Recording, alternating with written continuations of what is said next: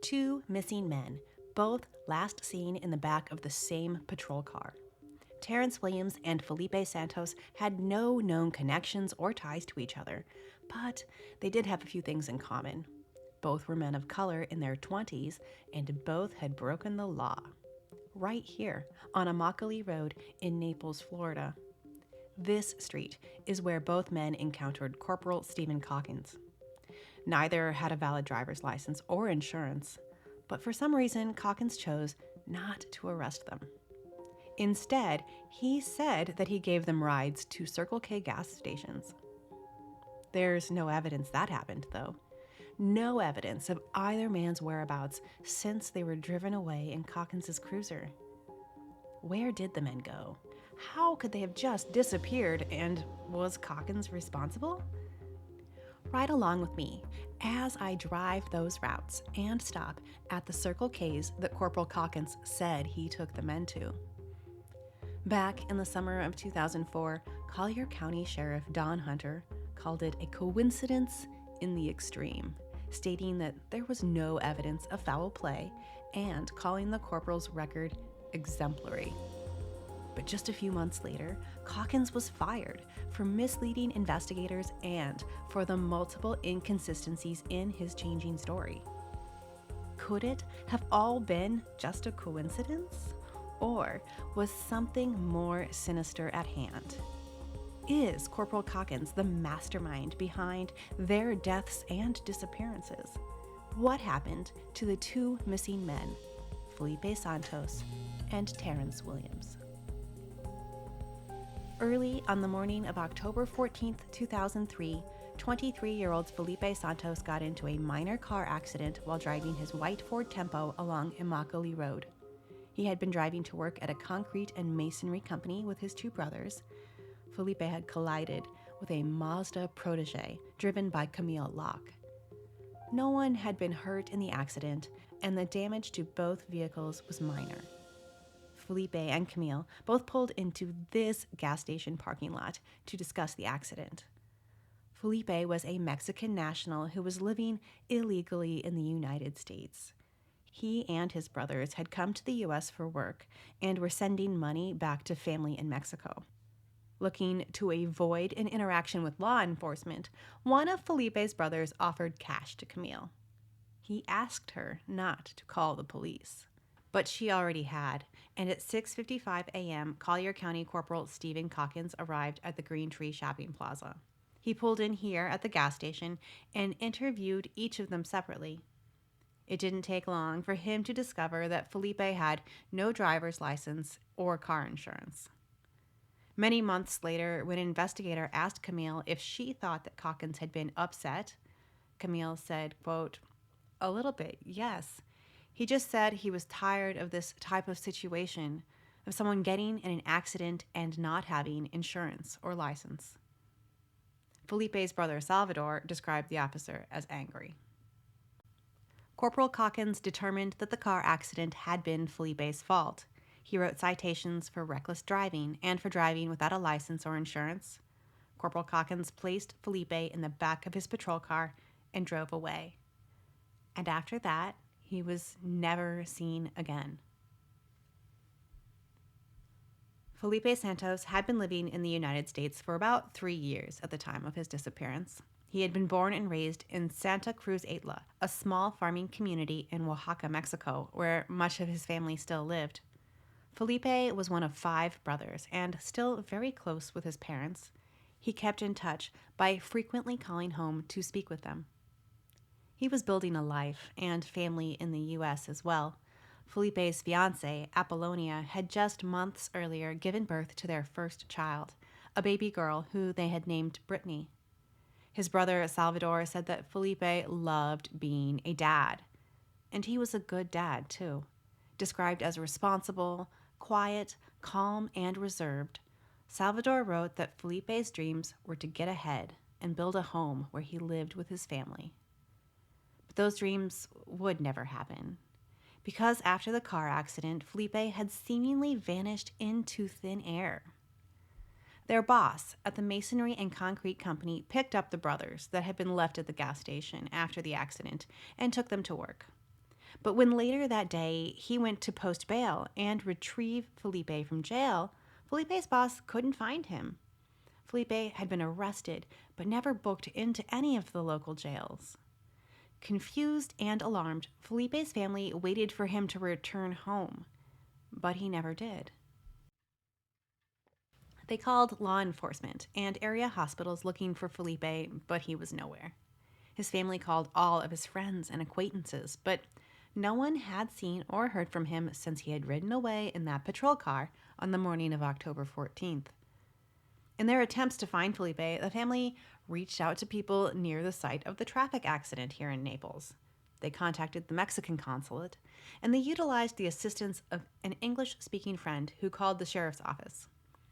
Reyes Martinez called and actually spoke with Corporal Calkins, who urged her to have the family file a missing persons report. Felipe's family had already contacted the sheriff's department, but they had been discouraged from filing an official missing persons report because Felipe was an adult. Prior to 2008, Florida law provided no guidance on response times for missing adults, though now officials are required to take a report for any missing person, regardless of their age. But back then it was different, and it's not until 2 weeks after Felipe was last seen, on October 29th, that with the help of the Mexican consulate, his brother Jorge files the official missing persons report for Felipe. Jorge told law enforcement that Felipe had never left his family without telling them where he was going. Jorge also filed a complaint against Corporal Calkins. When asked, Corporal Calkins said that he drove Felipe away from his car so that he wouldn't break the law and drive again. He also said that because Felipe had been so polite and cooperative, that he had changed his mind about arresting him and instead gave him a ride to a Circle K gas station. Corporal Calkins reported that he gave him 3 citations, handed him his keys back, and last saw Felipe walking towards the payphones at the Circle K. His is the last confirmed sighting of Felipe Santos anywhere. None of Felipe's friends, family, or coworkers reported getting a call from Felipe that day, and no witnesses or evidence could be found to show that Felipe had made it to the Circle K or the payphones there at all. Law enforcement opened an investigation into Felipe's disappearance. However, investigating officer Lieutenant Jason Robleski said that, quote, there wasn't anything really to go on. He interviewed Jorge, and he checked with area hospitals, but there were few leads to follow. 6 days after Jorge filed the missing persons report, Corporal Calkins was asked about Felipe for the first time officially. Lieutenant Robleski spoke with Corporal Calkins and determined that there wasn't anything that stood out as concerning about his story. Every answer to each question seemed appropriate. That same day, an officer went to this Circle K to see if there was any video evidence of Felipe's arrival and departure that morning. At the time, there were no outside cameras. The officer viewed footage from the cameras inside the store and did not see Felipe. But as the payphones had been on the exterior of the building, there really was nothing to corroborate or dispute the corporal's account of events. Officials wondered if perhaps Felipe didn't want to be found, if he thought that he was about to be arrested for not having a driver's license and possibly deported. So they checked at the Immokalee bus station to see if anyone there had seen him, though no one had. Lieutenant Robleski noted that Felipe's family appeared to be very concerned and worried about him, but officials weren't quite as worried. Felipe was an adult, and they had determined that there was no evidence of any suicidal tendencies. Felipe had also been reported missing just 2 days before Halloween. With limited resources, the sheriff's department was focused on other cases. Julia Perkins, an education coordinator with the Coalition of Immokalee Workers, had worked with Felipe, and she was assisting Felipe's family during this difficult time. According to Julia, finding Felipe just didn't seem like much of a priority to the sheriff's office. Felipe's fiancée, Apollonia, told reporters that investigators had not even interviewed her regarding Felipe's disappearance. How thorough could the investigation have been if they had not even spoken with those closest to Felipe? Felipe's data was entered into the statewide and national missing persons databases, but it really seemed like Felipe's disappearance wasn't taken very seriously. There were no press conferences, no media blitzes, and it's not until nearly 3 weeks after he was reported missing that the Collier County Sheriff's Office releases a missing persons flyer with Felipe's details. And this flyer, it just seems woefully incomplete. It includes his height and his weight, but not the circumstances of his disappearance. It does not state that he was last seen with a Collier County Sheriff's deputy. Internal Affairs picked up the investigation into the complaint Jorge had made against Corporal Calkins. Policy dictated that the corporal should have reported the ride that he was giving to Felipe to dispatch, and he didn't. But Internal Affairs also didn't find anything suspicious about the corporal driving away with Felipe and choosing not to arrest him. And on November 27th, after one 11-minute interview, Captain Jim Williams cleared Corporal Calkins of any wrongdoing, writing, "I can find no basis for linking Corporal Calkins with the alleged disappearance of Santos, and I believe that Calkins' actions in this situation were reasonable, lawful, and proper." And so, Corporal Calkins continued to patrol these streets. Several months passed. Christmas came and went. And then, someone else disappeared.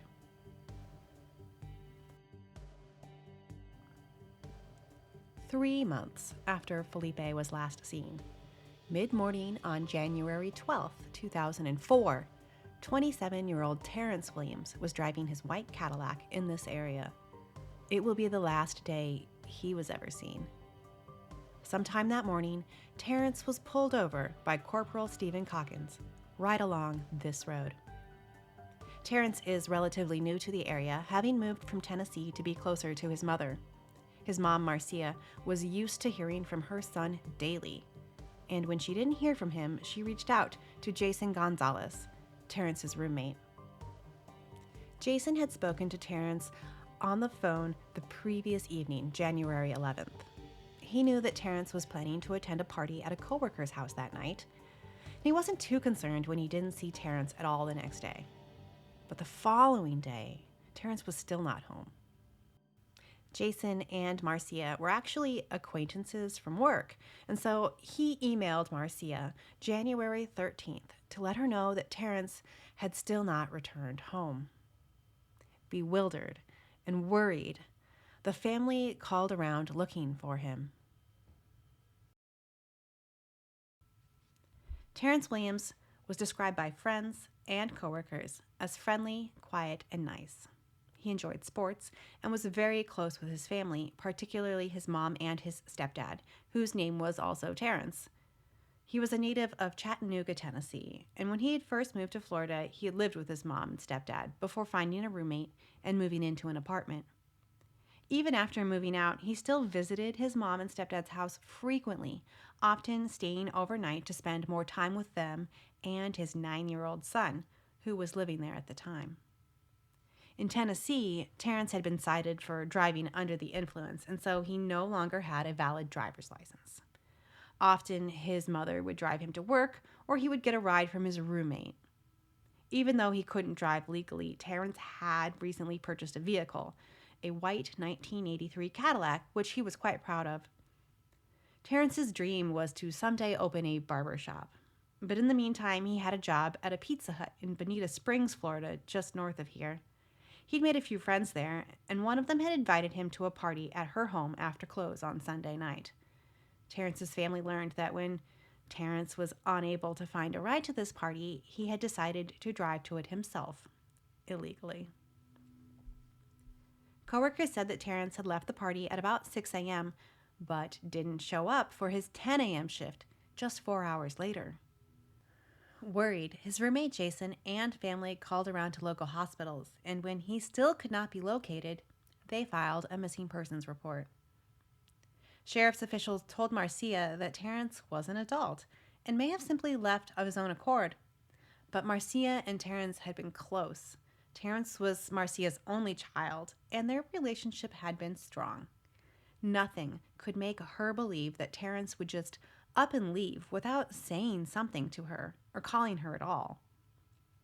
Given that both Terrance and his car were missing, Terrance's aunt began calling around to local towing companies. And it was then that they discovered that his Cadillac had been towed from the Naples Memorial Gardens, a large cemetery located along this road just a few blocks before it ends at the beach. The family retrieved his vehicle and found that the tow report had been signed by Corporal Stephen Calkins of the Collier County Sheriff's Department. So Terrance's mom and stepfather reach out to the Sheriff's Department. Now, they had already filed the missing persons report, but here was this new information, new news, that a sheriff's corporal had interacted with Terrance, and so they were hoping that someone there knew where Terrance was. However, they instead discovered that Corporal Calkins had not filed an incident report, nor had he arrested Terrance. Other than the tow report, the Sheriff's Department had no record of an interaction with Terrance that day. So Marcia contacted workers at the cemetery. Actually, she did a little better than that. She brought a notary to the cemetery to get sworn statements from them. Marcia didn't just want to know what they saw. She wanted to get what they saw on record. The employees at the Naples Memorial Gardens told her that between 9 and 10 a.m. Monday morning, they had witnessed Corporal Calkins in a Collier County Sheriff's vehicle pull Terrance over and ask him for identification, which he did not have. They stated that Corporal Calkins patted Terrance down before putting him in the back of his patrol car. Next, the corporal asked the employees if he could leave Terrance's white Cadillac in the cemetery parking lot. They agreed that he could before Corporal Calkins drove away with Terrance in the back seat.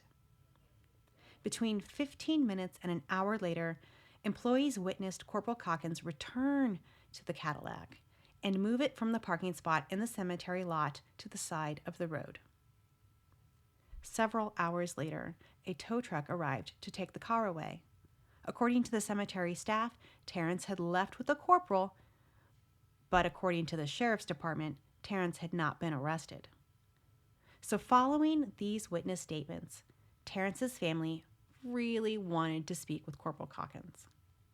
They called the Sheriff's Department, repeatedly asking to speak with him, but never got a chance. They did speak with Kathy Marchi at dispatch, who called Corporal Calkins on a recorded line and had this conversation with him. Hello? Hi, this is Kathy at dispatch. Is Steve in? Well, yes and no. He's a little nutty, but he's here. Hold on. Hello? Steve? Yeah? I hate to bother you at home on your day off, but this woman's been bothering us all day. You towed a car from Vanderbilt to 111th Monday, a Cadillac. Do you remember it? No. I mean, the people at the cemetery are telling her you put somebody in the back of your vehicle and arrested them, and I don't show you arresting anybody. I never arrested nobody. That's what I thought. Okay. I gotta think about this one for a while. But you're sure no one was with that vehicle? No. It was around 12:30 in the afternoon? Jesus, I can't remember. You don't remember? You're going to be my age, huh? Damn. Okay, and so this is just about the first half of their conversation. It's not the whole thing, but the tone and the outcome from the rest of it, it's just the same. Corporal Calkins repeatedly says that he does not remember the interaction. Somebody at the cemetery is telling the mother that you picked up the driver and he's been missing since Monday. For Pete's sake. And I said he didn't arrest anybody. This call was made just 4 days after Terrance was pulled over, and Corporal Calkins is telling dispatch that he has no memory of the event. Dispatch calls Terrance's aunt back and tells her that she has got it all wrong, that no officer was there to pick up Terrance that morning. But to Marcia and the rest of Terrance's family, this discrepancy just doesn't seem right. They need to know what happened to Terrance. It's just not like him to not reach out or let his mom know where he is, and they continue to push for answers. So, Corporal Calkins' supervisors asked him to submit an incident report, something that really should have already been done. And despite telling dispatch that he doesn't remember pulling Terrance over, Corporal Calkins is able to submit an incident report for an interaction with Terrance Williams on that day, January 12th. In his report, Calkins describes first noticing Terrance's car in what he called in distress. The report states that they pulled over here in the Naples Memorial Gardens at 12:15 p.m.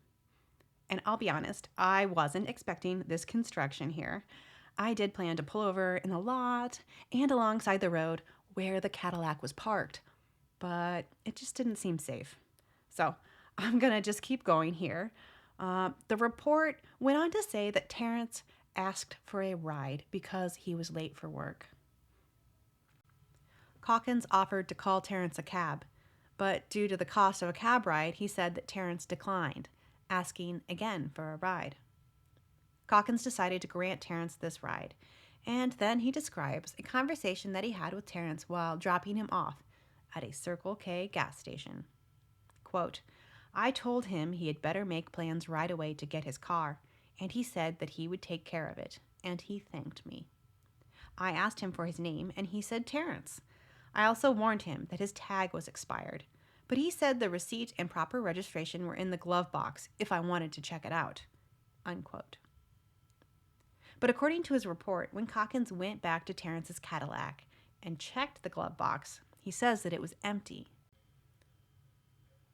Quote, "I now phoned the Circle K and asked for Terrance, and the clerk that answered the phone said she did not know any Terrance," he wrote. Now he felt deceived. So, according to his report, Calkins next called in the license plate number on the Cadillac and found that the plates were expired. Thinking perhaps that it was stolen, Corporal Calkins had the vehicle towed. Though in his call, he tells dispatch that it has been abandoned, is blocking the road, and implies that he does not know who the driver is. However, Corporal Calkins does know who the driver is, and he knows that the car had not been abandoned. When Terrance's family retrieved his vehicle, they found that not only was it in working order, but that many of Terrance's things were still inside. Things that he would clearly want with him, like his cigarettes. They also find the vehicle title, a copy of Terrance's Tennessee ID, and his birth certificate in the glove box. These were things, the car included, that were things that Terrance's family believed that he would not leave behind by choice. There were other confusing things about the sheriff's report, like why Terrance would ask for a ride to a Circle K gas station when he worked at a Pizza Hut, and why Terrance would have left his car keys behind.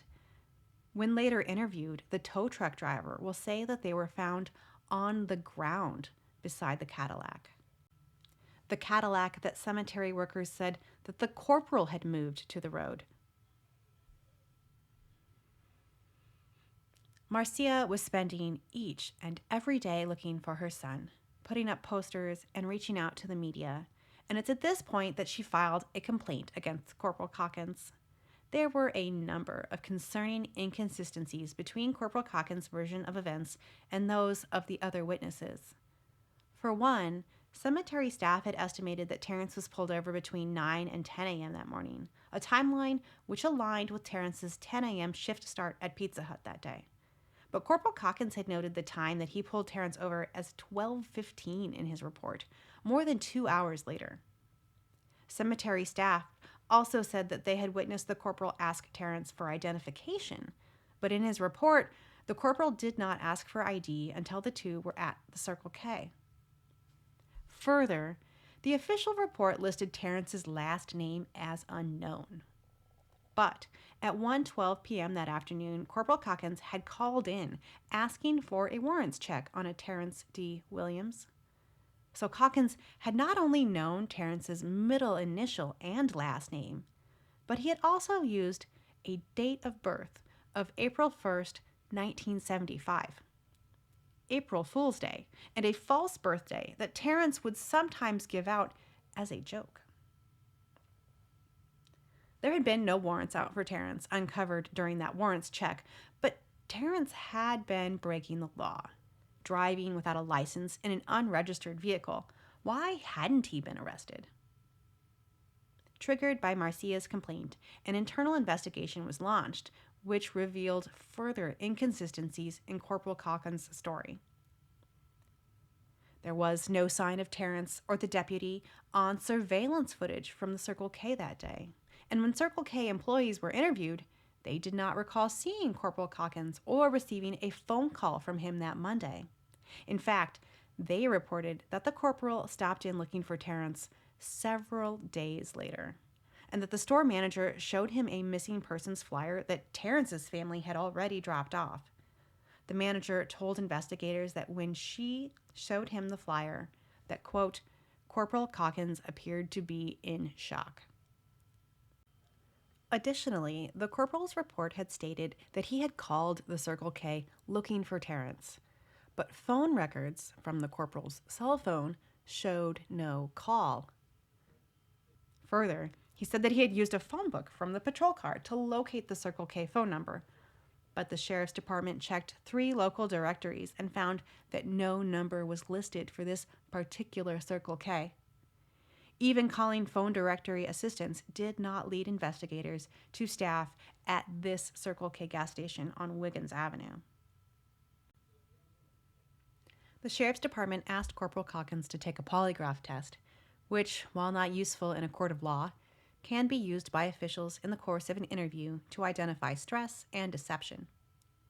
Over the course of several weeks, they actually had him take 3 polygraph tests, only one of which indicated deception.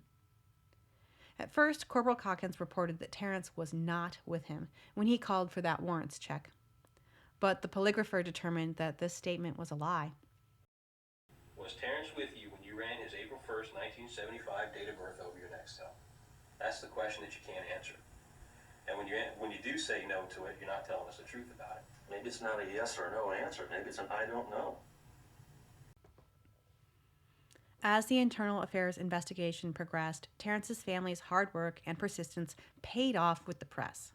Several articles in local newspapers printed Terrance's photo and information, as well as a few of the multiple inconsistencies in the story coming from the sheriff's department. But it is a letter to the editor of the Naples Daily News, written by Marcia 2 months after Terrance's disappearance, that catches the eye of an employee at the Mexican consulate. It breaks open the case for Felipe Santos. An employee from the Mexican consulate in Miami called Marcia with the news of a 23-year-old Mexican native, Felipe Santos. He had disappeared just 3 months before Terrance in an eerily similar fashion, driven off in the back of Calkins' cruiser. Marcia's letter to the editor, paired with the doggedness of the staff at the Mexican consulate, made the connection between the 2 missing men. The similarities between the 2 disappearances are enough to give one the chills. 2 20-something minority men stopped along Immokalee Road by Corporal Stephen Calkins, both with enough infractions to put them in jail, but both driven instead to Circle K gas stations, and neither ever seen again. It grabbed the attention of the press and of many citizens in Naples and its surrounding areas. Unknown to the public, these similarities had already caught the attention of investigators inside the Collier County Sheriff's Department. And, under the guise of routine maintenance, Calkins' patrol car had been tested for blood and signs of a struggle, though none was found. A GPS tracking device had been hidden on his vehicle in case the corporal went back to a scene or moved their bodies. Officers secretly searched the woods and waters near where the missing men were last seen, and then They used cadaver dogs to search 10 areas in North Naples indicated by the GPS device. These searches also turned up no results. Location data had not been available for the corporal's cell phone. So going back to the beginning, investigators took a close look at the timelines of those 2 mornings. First, on October 14, 2003, Corporal Calkins reported clearing the call to the car accident at 7:35 a.m. Next, he wrote that he attended a morning briefing at the sheriff's substation and conducted an extra patrol of Naples Park Elementary. Unfortunately, no other records existed to corroborate either of these activities, and too much time had passed for anyone to be able to remember seeing him there. Collier County dispatcher Kathy Marchi, who worked with Calkins, reviewed the dispatch logs at CNN's request. She was skeptical of his claims, calling the extra patrol at the elementary school a convenient way to go off the grid. The next verifiable stop Corporal Calkins made that morning was at the North Collier Hospital, where he was called to take a report of an underage girl giving birth. Due to a report number linked to this call, investigators found it likely that he did, in fact, go to the hospital. Calkins reported arriving at 8:53 a.m. If he had left the crash scene at 7:35 that morning, it would mean he had an hour and 18 minutes unverified and possibly unaccounted for before arriving at the hospital. But Camille Lockhead reported seeing Calkins leave much earlier, just after 7 a.m., and Felipe's brother had given a similar estimate. If Calkins misrepresented the time that he left with Felipe and actually left closer to 7:05, then that left an hour and 48 minutes, during which Calkins' whereabouts cannot be corroborated or determined with certainty. Doug Malloy, the former chief assistant U.S. attorney who supervised the investigation into the 2 disappearances, used this information to guide his searches. He told CNN in 2023, quote, "I'm comfortable saying that we went over his patrol area. We went over areas that one could reach in that period of time. We dragged lakes. We examined every possible place that he could have reached and gotten to the hospital."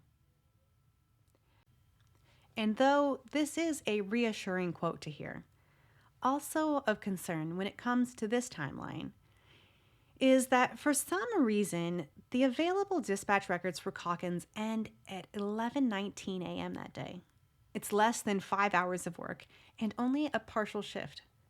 When asked why, Collier County spokesperson Carrie Partington did not clarify to CNN reporters, responding only, "We have provided all records we have regarding this." And this in itself seems suspicious to me, though the personnel files made available on Calkins do not indicate how common it was for the corporal to work just a partial shift. So I guess it's entirely possible that working a partial shift was commonplace.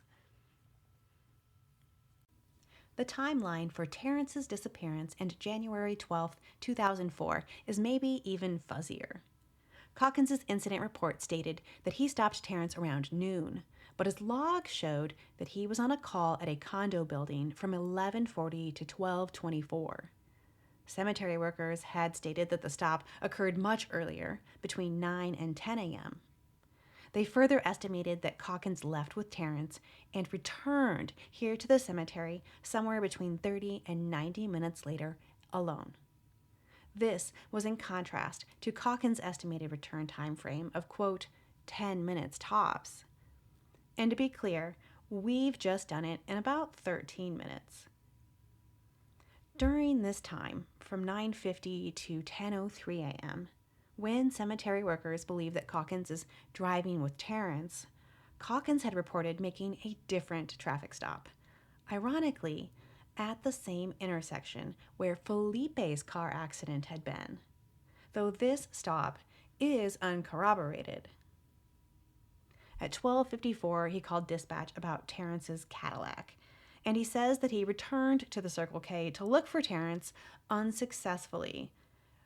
20 minutes later, at 1:12, he calls dispatch to ask for a warrants check on a Terrance D. Williams.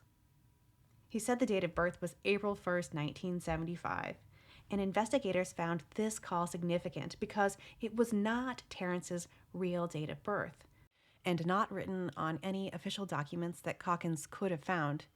It could only have come from Terrance. It prompted Sergeant Mike Koval of the Collier County Sheriff's Office to believe that Calkins did find Terrance and made contact with him a second time. Corporal Calkins denied this in interviews, stating that he was confused and couldn't remember where he got the birth date. However, during the failed polygraph test with Internal Affairs, the question that elicited the strongest reaction indicating deception was Terrance with you when you ran his April 1st, 1975 date of birth over your Nextel? The second strongest reaction came from the question, after you dropped Terrance at the Circle K, did you have any further contact with him? At 1:54 that afternoon, Calkins reported conducting another traffic stop next to the cemetery. And then at 2:18, he reported writing a citation. Dispatch records showed that both times Calkins called in license plate numbers, but the citation that he supposedly wrote that afternoon never turned up. Court records show that 5 days before Terrance disappeared, Calkins issued ticket 9661. The day after Terrance disappeared, he issued ticket number 9663. Citation number 9662 has remained unaccounted for and was never turned in. Were the traffic stops real? There is no definitive proof that either traffic stop occurred, and even with all the local publicity about to follow, no one has come forward to say that they were stopped by Corporal Calkins that day. Several months after the two disappearances were made public, the Sheriff's Department released a statement. It stated that Calkins, quote, has an exemplary record and had been transferred from road patrol to administrative duties due to health problems, not disciplinary reasons. Sheriff Don Hunter went on to call the two disappearances a coincidence in the extreme and insisted that there was no evidence of foul play. This communication implied that both men could be runaways, stating these men may be purposefully avoiding being found by law enforcement. The sheriff also said that both men had some reason to disappear. Felipe was in the country illegally, and Terrance was soon due back in court in Tennessee, where he was reportedly facing jail time if he could not pay his child support. However, neither man had outstanding warrants, and though Terrance did have a history of run-ins with law enforcement in Tennessee, Felipe had no criminal record. Their families maintained that running away was out of character for each of them. Terrance had plans to return to Tennessee to see the court, and he had left behind 2 Pizza Hut paychecks uncashed. Felipe's fiancée, Apollonia, said that Felipe had been a doting father who always wanted to hold his baby girl. He was a family man who wouldn't have abandoned his child. What we want is the truth about what happened to our loved ones, said Terrance's mom, Marcia. Pizza Hut employee and friend of Terrance, Christina Birmingham, had hosted the party Terrance attended. She told reporters that investigators came to her house repeatedly. They set up surveillance of her home, trying to find Terrance, but she never saw him again. That summer, there were several suspected sightings, though none could be verified.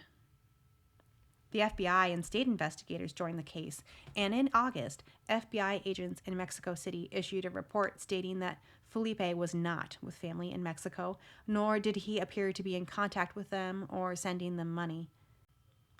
Earlier in the year, Sheriff Hunter had told a reporter that they had uncovered evidence that Felipe had fled to Mexico, though what this evidence was is never shared or unearthed in the case files, some of which are now public documents.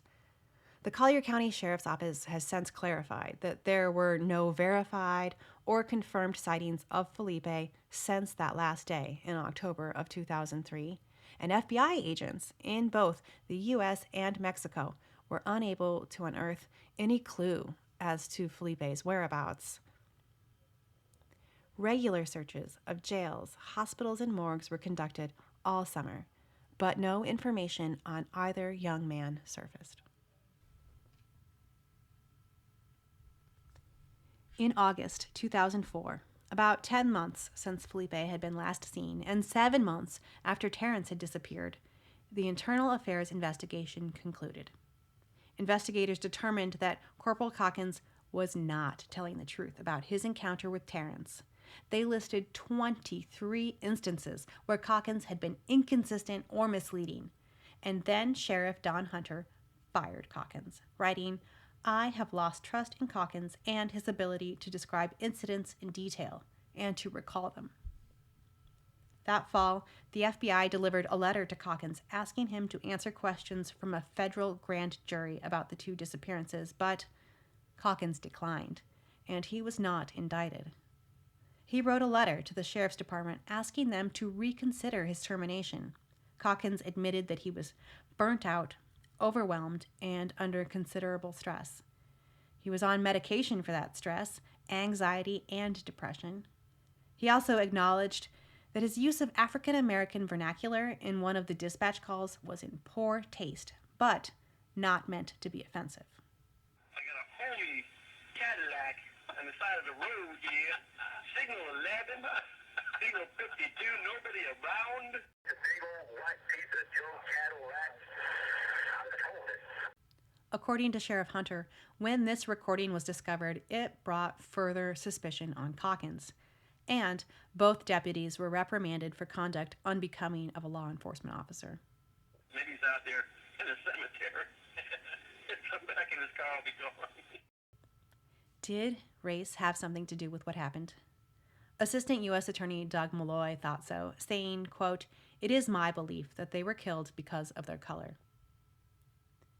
Investigators looked into whether or not Calkins was tied to any white supremacy groups and could find no evidence that pointed toward his association with the KKK or any other hate groups of that kind. A 16-year veteran on the force, Stephen Calkins did have what Sheriff Hunter called an exemplary record. He regularly got good reviews from his supervisors and had received a commendation for leading the effort to free a man pinned beneath his truck after a traffic accident. He was also known for giving rides, and many thank you notes from people he had given rides to can be found in his personnel file. Not many people from his personal life would talk to the press, but an ex-girlfriend named Mary Logan told a reporter that Calkins was funny, honest, and caring. She said that they dated for a few years in college and that he was compassionate. She said she'd never seen an angry side to him, and he had no issues with rage or outbursts. There had been one incident in the year 2000. No specifics are available, but Calkins had received counseling for what was labeled as unprofessional behavior towards citizens. That following year, in August 2001, he took a man to jail on a domestic battery charge, and it was the last arrest he ever made. For the next 2.5 years, he wrote almost 400 incident reports, but took no one else to jail. The agency decided that this was because he was now a senior officer, leaving most of the paperwork to junior officers. But maybe he was already burnt out and overwhelmed, like he wrote in the letter asking for his job back. In his 2000 performance review, Calkins wrote that he was looking forward to the end of road patrol. Quote, "I am 46 years old and I have seen enough. I have the nightmares to prove it." Stephen Calkins is the only person of interest in these 2 missing persons cases, but without probable cause, the sheriff's department could not arrest him. He maintained and continues to maintain that he didn't do anything wrong and is simply the victim of very bad luck. But investigators didn't give up, and they continued digging into the timelines and existing paperwork on the case. Calkins had issued 3 citations after Felipe's traffic accident, and each had been signed with the name Felipe Santos. However, Felipe's family didn't think that it looked like his signature. The spokesperson for the sheriff's department said that they brought in a handwriting expert to compare the signatures to Corporal Calkins' handwriting. An analysis of more than 50 pages of samples concluded that Corporal Calkins did not sign the citations. Julia Perkins with the Coalition of Immokalee Workers said that she believed that the family had provided samples of Felipe's actual signature to the sheriff's office as well for comparison, though it is unclear if Felipe's signature was actually reviewed by the experts. Years passed with little progress in the case. In July of 2006, DNA was collected from Terrance's mother and compared to a very small amount of blood found in Terrance's front seat. The DNA showed that it was blood from a female, though it did not match Marcia. In 2012, several television shows picked up the case, including Dateline and Anderson Cooper. The national spotlight spread the news of the missing men further than ever before, and it caught the attention of movie mogul Tyler Perry. Touched and moved by Marcia's story, Perry takes on the cause, offering a $100,000 reward for information in connection with the cases. This publicity generated new leads, and a search of a nearby brush was conducted, though nothing of importance was found. In 2016, when Calkins moved to Iowa from his North Naples home, the new owners of his house allowed investigators to search the property. They brought in multiple cadaver dogs and sonar equipment. After the cadaver dogs hit on some concrete in the backyard, the sheriff's office dug up Calkins' old back patio. They found pieces of plastic and part of an electrical cord, but found nothing that could be tied to the case. With no evidence of foul play and no probable cause to compel further testimony from Calkins, it was starting to feel hopeless. There is a frustrating lack of evidence in this case. No proof that Terrance and Felipe are even dead. The lies that Calkins tells makes it feel like a cover-up. But there's also the coincidence. What are the chances of two missing persons just happening to encounter Corporal Calkins before they disappear? Sheriff Hunter called it coincidence in the extreme, but the mathematics and statistics expert hired by USA Today for Janine Zeitlin's The Last Ride podcast studied the numbers and found that, yes, it could have happened by chance, but it would be extremely unlikely. He calculated the odds of it being purely coincidence that Calkins was the last deputy to interact with two missing men as 1 in 400,000. So, possible? Yes. Probable? No. In 2018, civil rights attorney Ben Crump filed a wrongful death lawsuit against Calkins on behalf of Marcia. It alleged that Calkins caused Terrance's death. But due to the lack of evidence, a court-appointed arbitrator ruled against the lawsuit, writing, quote, "Being an uncredible witness or even a liar does not make Calkins a murderer or guilty of manslaughter." When Marcia's attorneys missed a filing deadline to take the lawsuit to trial, the case was dismissed. Her lawyers appealed, blaming the missed deadline on a miscommunication and an office shutdown due to the pandemic. And in 2022, a Florida court upheld the dismissal. And a judge ruled that Marcia must pay Calkins $5,600 for court costs. But not all hope is lost. Investigators continue to follow up on leads, conducting searches and checking areas for evidence as recently as last year. In November of 2023, the sheriff's office used boats, ATVs, and cadaver dogs to search a lake and the surrounding dunes. While the Collier County Sheriff's Office may have been initially slow to act, brushing off Felipe's brother's complaint and then taking weeks to get serious about Calkins when he hadn't documented his interaction with Terrance, they have since participated in a detailed and exhaustive investigation that retired Sheriff Don Hunter called uniquely thorough. There is no other case that I can recall in the history of the Collier County Sheriff's Office where the FBI, the U.S. Attorney's Office, the Florida Department of Law Enforcement, every element of the chain of command was involved in investigating the disappearance of Terrance Williams and Felipe Santos. Extraordinary effort was made in these cases. But despite all of the hard work, all of the time and the dedication of dozens of investigators over the course of 20 years, no one has located either man or found evidence that their disappearances were a result of their time spent with Corporal Calkins. The lack of evidence and the absence of answers in this case is just so incredibly frustrating.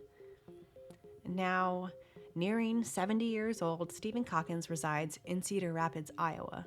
He continues to maintain his innocence and decline interview requests.